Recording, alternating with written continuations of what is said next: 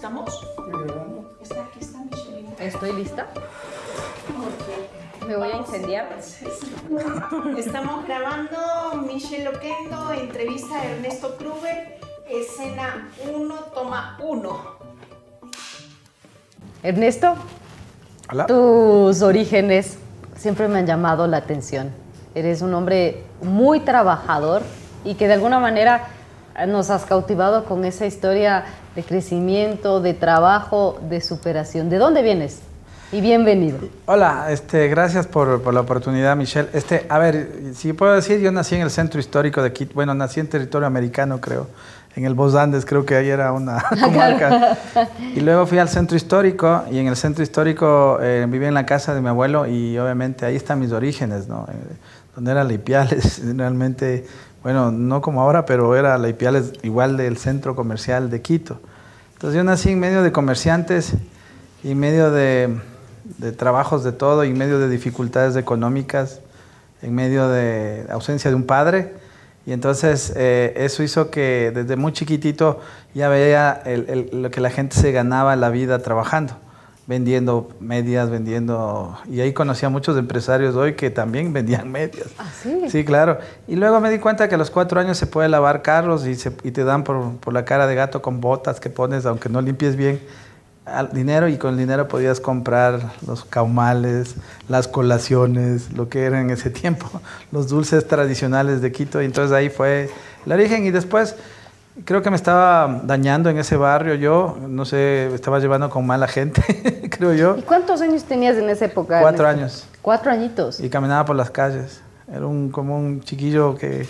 Pero un niño libre por ahí, sí, en las calles. Pero claro, entonces en las calles es muy peligroso con quien te lleva. Entonces yo me acuerdo que había un grupo muy famoso, la familia Endara, y la Mamalucha o algo así, y creo que vivía ahí, y yo me llevaba con los hijos.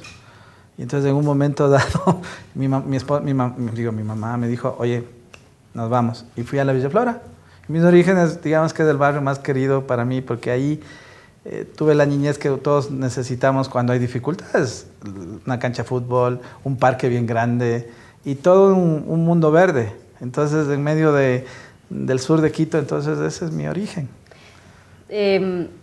¿Cómo fue crecer sin papá?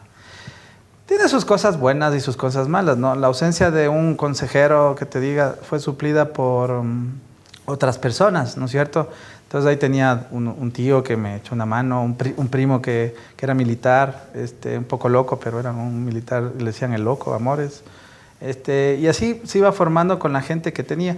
Y mi madre era muy social en el sentido de ayudar a comunidades, entonces hacíamos obras sociales y nos hacíamos amigos de personas de toda clase social.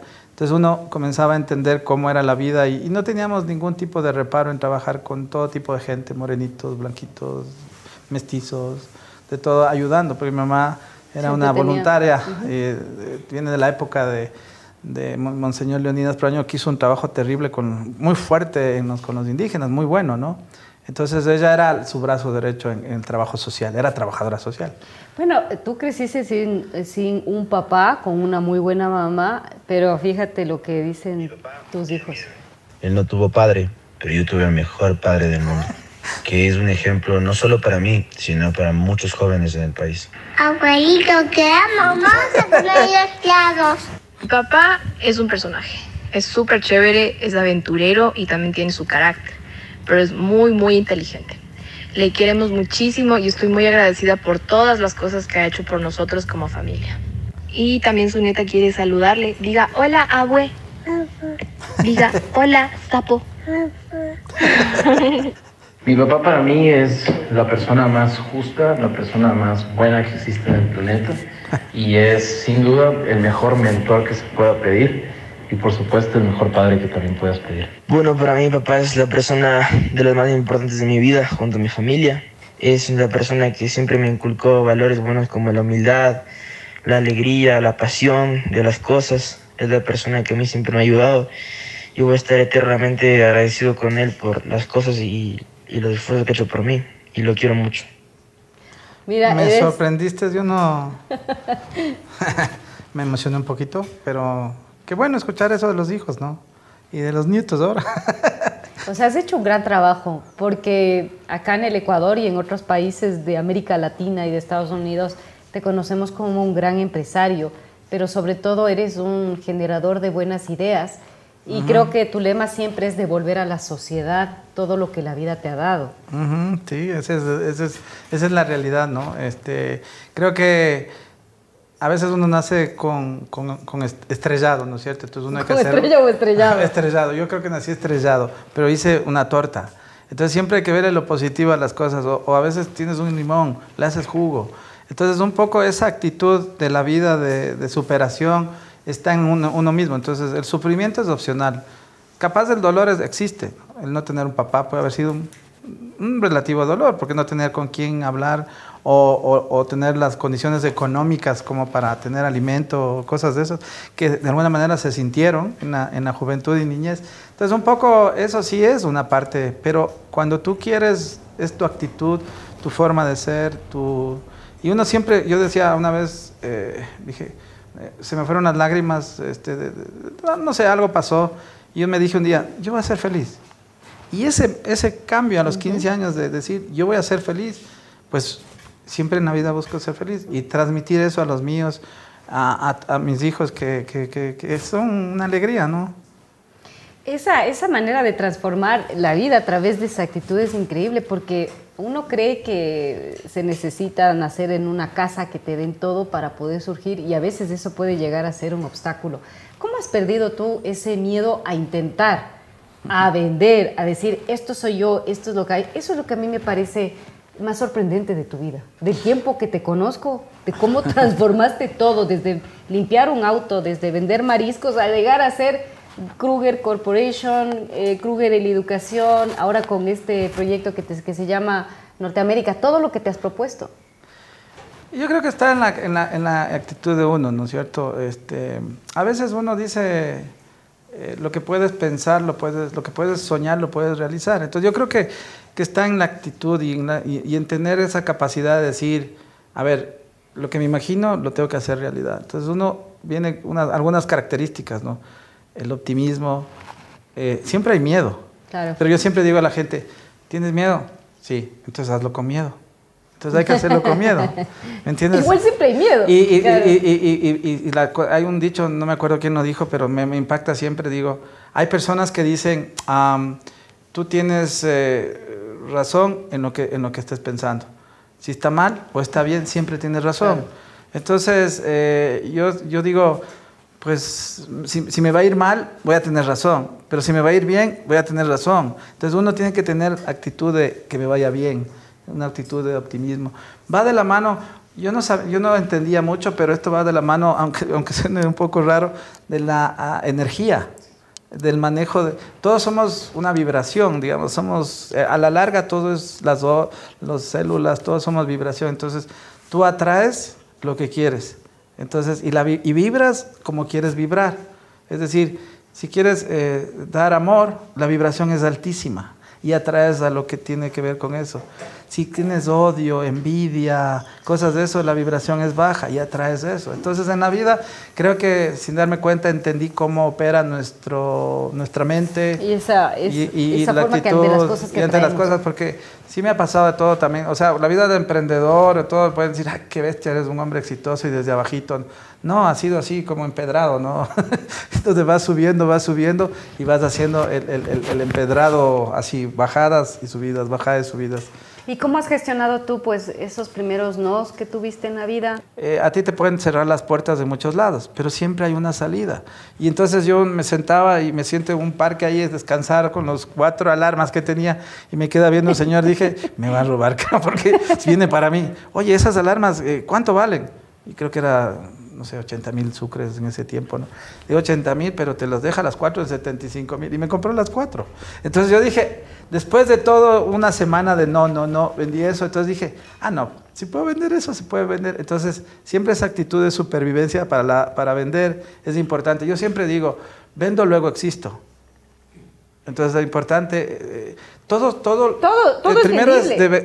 primero es vender, y luego de vender vas necesitando muchas cosas para vender. Yo era medio tartamudo, te soy sincero, no hablaba bien. tenía recelos, yo diría que medio retardado en el habla. Y cuando comienzas a vender, pues tienes que soltar la lengua, y luego he hablado ante públicos, y luego vas mejorando. Y bueno, el mérito es cómo tu madre te va enseñando, y tu mamá, estábamos hecho leña, vamos bien, mijito. Y yo decía, vamos bien, pues. Entonces ese optimismo de mi madre, que era a pesar de que estábamos hechos pedazos, ella siempre decía, muy bien, hijito. Entonces, es muy importante a los niños darles esa felicidad y esa confianza. Entonces, ahí está el secreto. Cuando tú le das confianza a los niños, ahí está la clave. Y son capaces de hacer lo que quieren. Entonces, mi mamá me daba confianza. Yo decía, qué rara mi mamá. Hasta yo no le entendía, pero le agradezco mucho a ella, ¿no? Realmente es y luego me explicó cosas espirituales, de tener una buena relación. No importa lo que creas, ¿no? Pero la parte espiritual es muy importante a la hora de tu formación, porque en base a lo espiritual tú tienes eso algo más que todos debemos estar, que estamos conectados, todos nosotros. Entonces ese algo más, esa comunicación con llámale energía, cuánto, Dios, llámale Jehová, llámale Yahvé, lo que sea, es bien importante. Ese ser superior totalmente, con el que tú porque estamos conectados, ¿no es cierto? Independientemente de lo que creas. Pero es muy importante esa parte también. Y eso creo que, ahí mi mamá me enseñaba eso. Entonces, esa parte creo que todos los empresarios, todas las personas en las escuelas nos les enseñan eso. A gestionar emociones, a gestionar la energía. Y mi mamá, sin saberlo, me enseñó a manejar eso.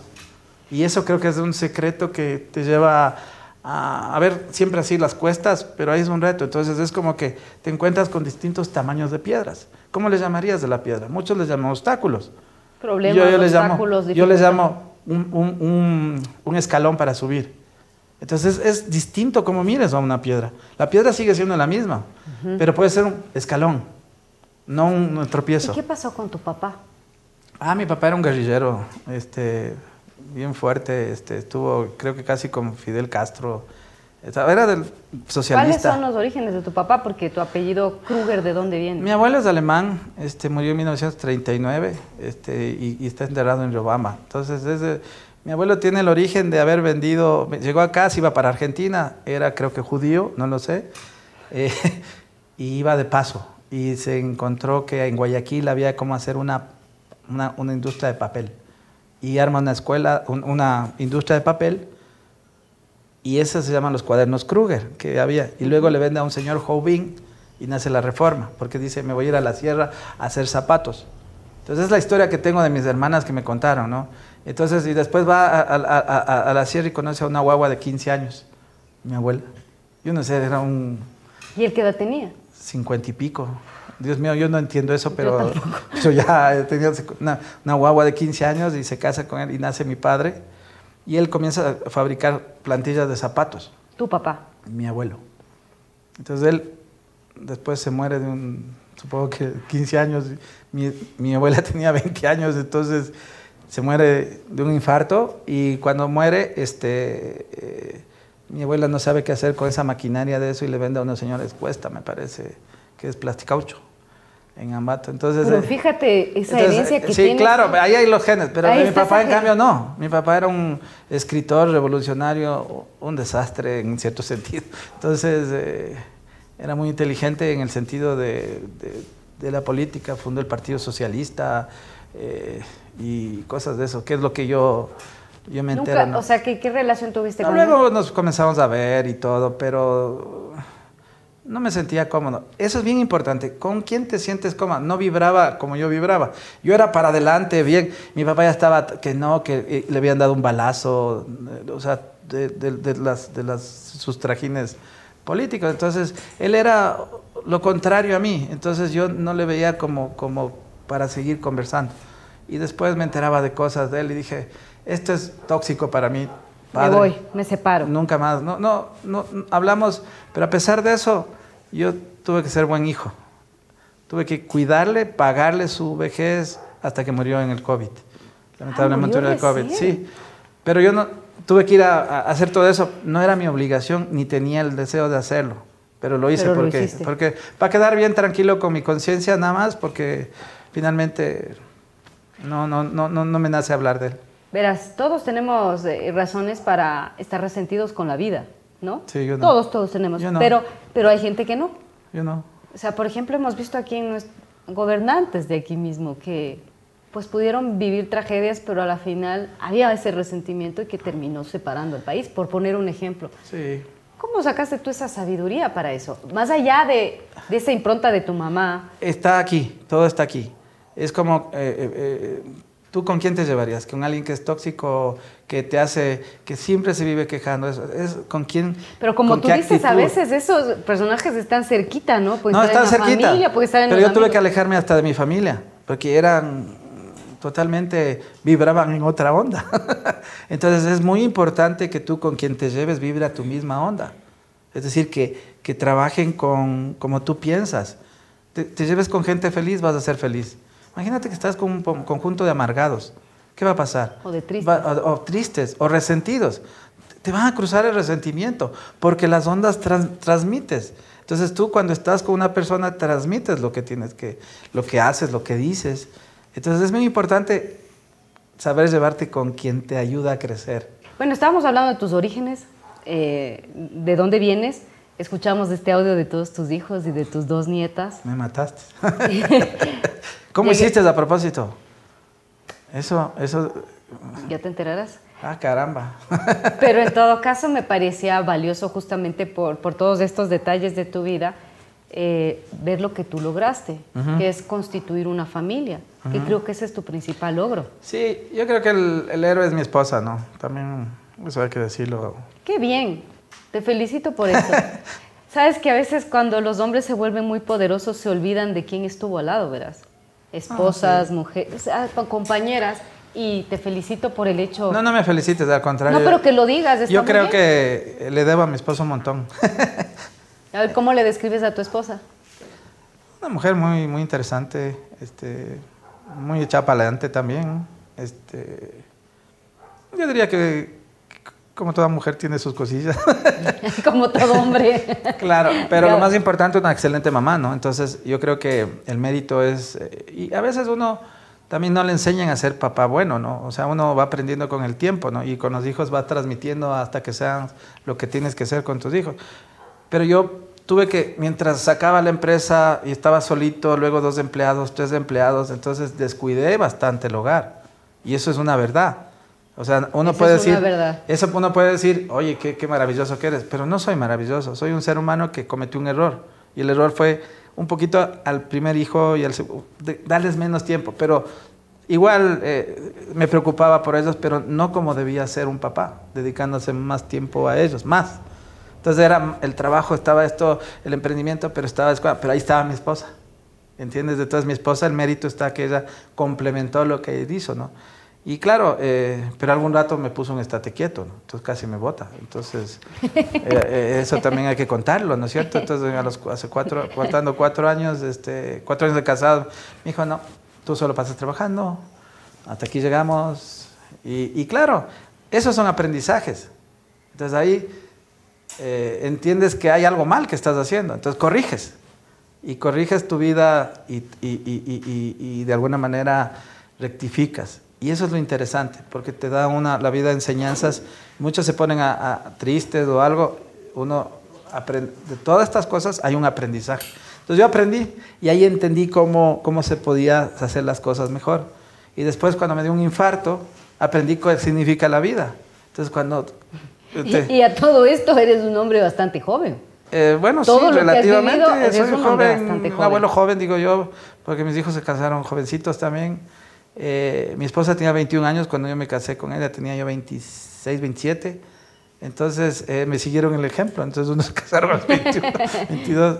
Y de alguna manera el fenómeno está ahí en que esos aprendizajes no quieres que pasen a tus hijos, entonces después comienzas a dedicar más tiempo a tus hijos, pero después comienzan a hacer otras cosas, ¿no es cierto? En el sentido de viajes, cosas, abrir una compañía en otros países. Y eso, ¿cuál sería? Porque ahora nos están viendo en el Ecuador y mucha gente conoce tu historia en Ecuador, pero esto también se está viendo en España y en Europa. España. ¿Cuál sería el resumen en tus éxitos laborales?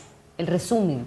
De estas 3 patitas que tiene. El resumen que es que a partir de una maleta y un viper, la maleta era la oficina y el viper era la secretaria, el viper era el WhatsApp de hace siglos, ¿no? Entonces te llamaban y te decían, señor Kruger, y te decían siempre doctor, porque eran más los doctores, usaban, doctor Kruger, comuníquese a tal teléfono. Entonces ese era el modelo, ya era nómada digital nacido así. ¿Entiendes? Sí. Entonces, un poco a partir de eso vas armando todo un proceso de cómo crecer la empresa. Y el mayor éxito se llama Kruger Corp. Entonces, esta empresa ya va a tiene 29 años, va a cumplir 30. Imagínate, una empresa que dure 30 años. Tú tenías 26.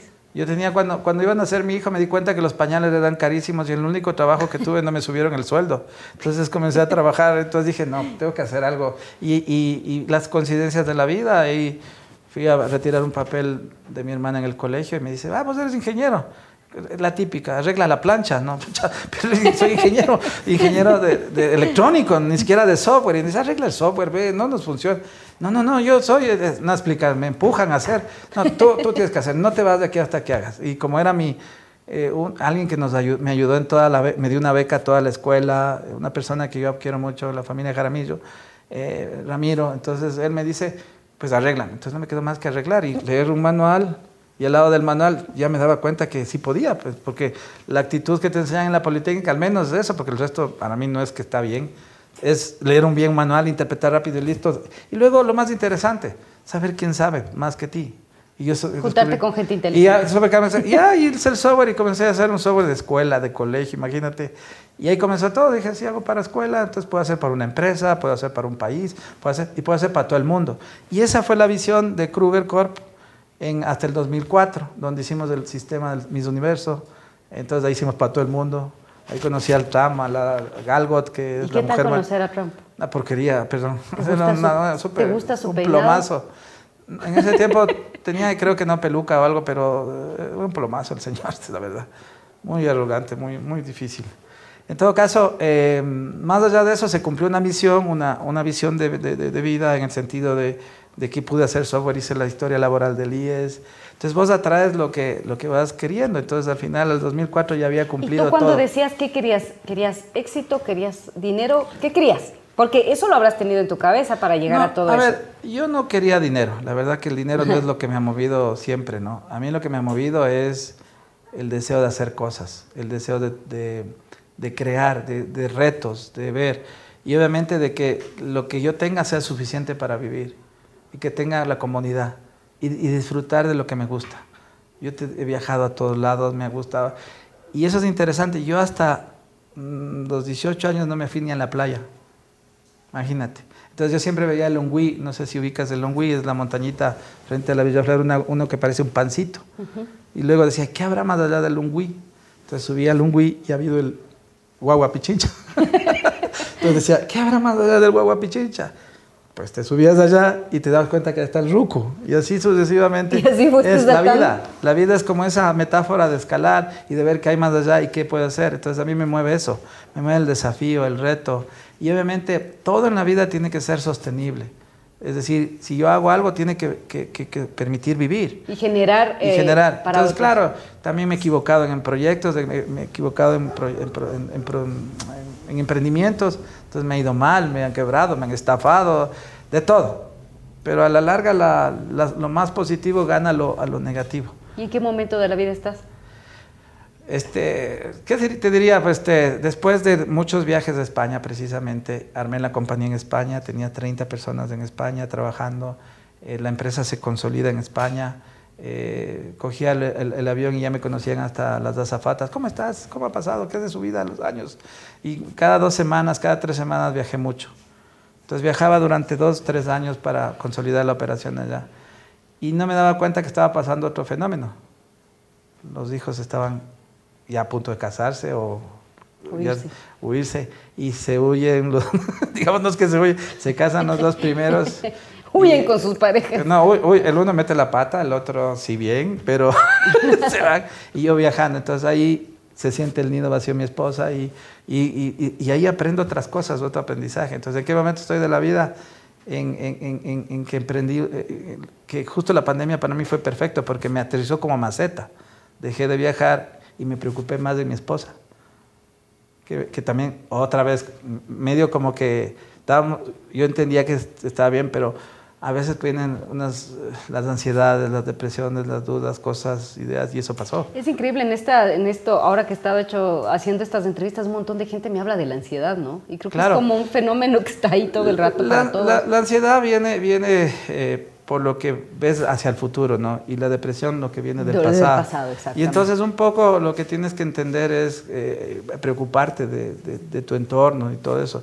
Y el preocuparte es lo más importante, que es la familia, el esto. Y por eso escuchar eso, es emocionante, porque has hecho algo bien. Entonces al final sabes que te equivocas, como todo ser humano, porque no hay perfección. Yo me puedo equivocar muchas veces, pero retomas las cosas y luego sigues siendo feliz, porque has logrado que tus hijos estén bien, que tu esposa esté bien, que convivamos todas las cosas bien, que haya una armonía y es bonito cuando estamos reunidos todos, ¿no? Ese es un tema bien bonito, o sea, cuando estamos todos, el último fin de semana estuvimos en la playa todos, se fue un relajo completo y claro, le molestan al abuelito como que fuera hermano de ellos, o sea, es terrible. La falta de respeto. Y no se dan cuenta que a veces ya le duele la espalda a uno, las rodillas o alguna cosa, o sea, sí se siente un poquito la edad, pero ahí estamos con el entusiasmo de siempre, emprendiendo en nuevas cosas, haciendo cosas, ayudando a los hijos también. El uno ya se hizo abogado, trabaja en la empresa, le gusta mucho lo que hace, ha aprendido muchísimo. Está a cargo de la representación legal. La otra es una diseñadora fantástica. Todo ese Google y todo eso es fruto de ella. Ahora está dedicado a su hija, pero a tiempo completo su hija. Y digamos, y el tercero era el más chiquito, también se casa a los 21 años y se ahorra la universidad, se ahorra todo y va directo al grano y le ayuda a formar su colegio que es Q School y claro, vas ruteando a todos. Al último, por ejemplo, él quiere ser futbolista y me dice, papá, estoy en el Independiente, pero no me dan chance. Y yo, bueno, voy, como tengo amigos por todo lado, me dice, oye, tú tienes me dice, no, yo soy el gerente deportivo del Club Norteamérica. ¿Y qué es eso? Digo, ya, comienza a contar, bueno, tráele a tu hijo. Y claro, y ahí comienzo a descubrir el mundo del... No, yo soy un futbolero, terriblemente futbolero, me gusta el fútbol, no tienes idea, he estado en las finales de todos del mundo, de todo, porque es en el barrio que yo nací, el eje central era la cancha de fútbol. Y el fútbol y el deporte te ayudaba mucho a salirte de drogas o cosas que nunca tuve ese problema, sino que era el deportista. Entonces yo les inculqué a mis hijos eso. Y el último quiere ser futbolista y le estoy apoyando y justo comienza a entrenar en el Norteamérica y me entero todo de un proyecto del mejor equipo, el segundo mejor equipo del Ecuador. Toda la cantera de la selección del Ecuador, la mitad es del Norteamérica. Entonces y ahora digo, oye, ¿y cómo está organizado esto? Ese es tu siguiente... estamos en ese proyecto y algunos Ernesto, más. te admiro muchísimo. La verdad es que escucharte inspira. Muchísimas gracias. A ti. Y gracias por las palabras de los hijos.